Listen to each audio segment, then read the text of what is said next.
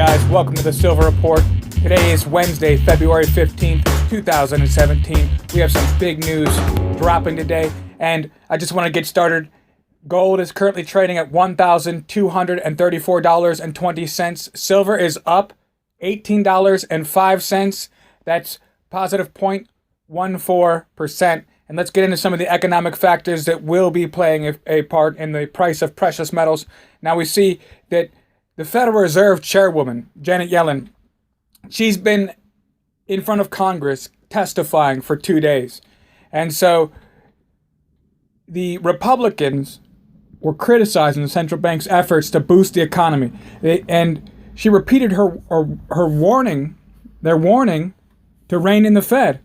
And her response is that this could compromise the Fed's independence, that they need to remain independent and not subject to any laws within the United States.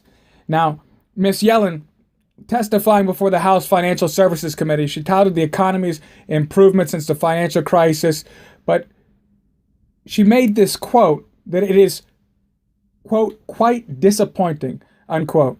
And so she's been discussing for years how great this economy is doing. And that's what we were just talking about the other day, how she's just a cheerleader. And so they continue to question her. The Republican lawmakers, they peppered Ms. Yellen with questions about the economy's lackluster growth since the recession. They criticized the central bank for unconventional policies. And these are like a testing ground. They're using these new policies on the United States economy. So they've lowered the short-term interest rates to near zero. They've undertaken several rounds of asset purchases. These are not normal behavior for the Fed.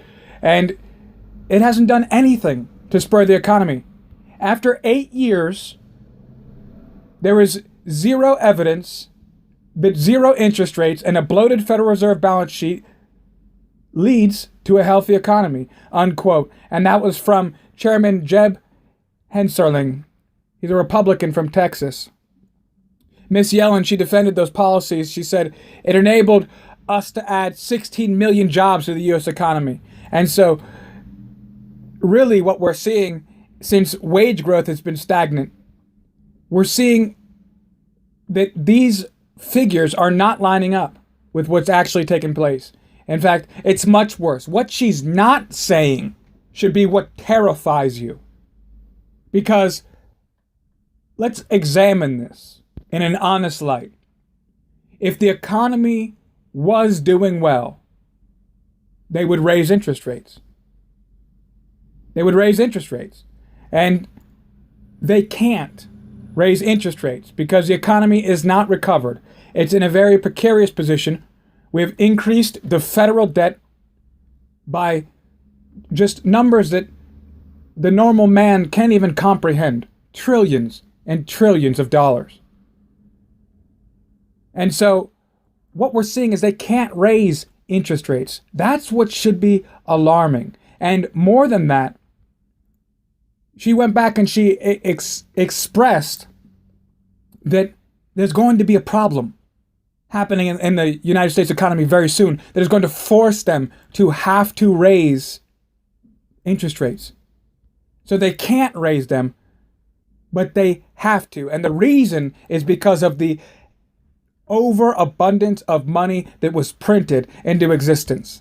It's beginning to circulate into the U.S. population, and it's scary for them. It's scary because they know that raising interest rates will collapse the economy. In fact, just to put it in some perspective, we have U.S. 10-year bonds are down 2.494%. The euro down 0.03%. So we are seeing massive waves in the water.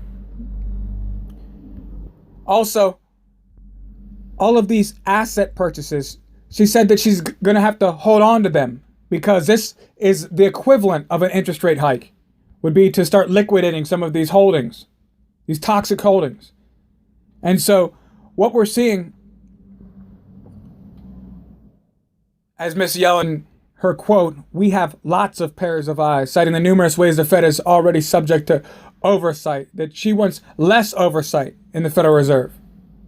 The Fed raised its benchmark federal rates federal funds rates in December to range between 0.5% and 0.7%. They penciled in 3/4 percentage points increase this year to prevent the economy from overheating as it strengthens, was how they described it. And we know that they can't raise interest rates. They kept saying last year they had this threat hanging over us. Ms. Yellen said the Fed has decided the best way to tighten financial conditions is by raising the Fed funds rate, but added there is no unique level for it to reach that would trigger the process of shrinking the central bank's asset holdings. Now, she also expressed some hesitancy. She said, we're committed to shrinking our balance sheet, but consider it best from the standpoint of sustaining the recovery to do that in a gradual and orderly way. And so unwinding some of this mess is not going to be pretty. And more than that, there's an issue with the interest rate hike. It is not as if it is the sound financial steps for this country to take and to undergo an interest rate hike right now. It would completely collapse the economy. As she described, it was very underwhelming. Very underwhelming. And so what we see, inflation on the rise around the United States. We see that, I know you notice it whenever you go to the gas pumps, but we see that it's more than just gas, more than just the price of oil. We see that U.S. consumer prices are up 0.6% in January. That's the strongest monthly gain in almost 4 years. So this inflation she's worried about, this nasty surprise is beginning to set in. We have a jump in gasoline prices. It's the strongest monthly gain in almost 4 years in January, a sign of steadily rising price pressures that may support additional moves by the Federal Reserve to raise interest rate this year. So what they're not saying is that this economy cannot sustain a recovery. It cannot sustain a recovery, nor can it sustain an interest rate hike. And we are being forced into a position because their facade of a recovery is coming crumbling down by this pot coming to a boil. The Consumer Price Index, a measure of what Americans pay for everything from seafood to shelter, it increased seasonally adjusted 0.6% in January from a month earlier. The Labor Department said on Wednesday this was the biggest gain since February 2013. Excluding the often volatile categories of food and energy, prices rose 0.3%.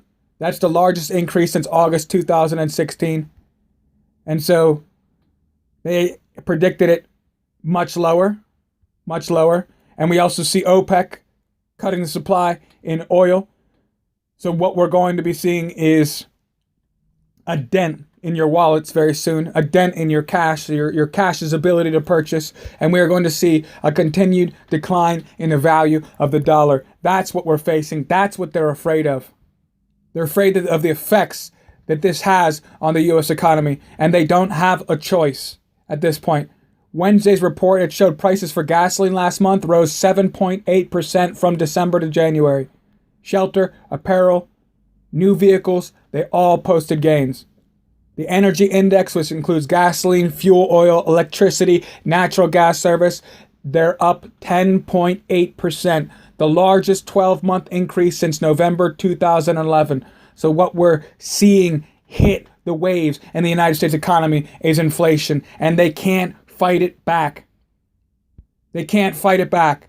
The only option they have that it will not crash the economy immediately is to toy around and to try to increase interest rates by 0.25%. It is not going to help. It's going to bring disaster upon this economy. The time to prepare is running out, and I thank you guys so much for joining me here on the Silver Report. If you like the content, be sure to subscribe, like the videos, share the videos, get the word out. Do something now. Don't wait. Protect your family. Protect your home.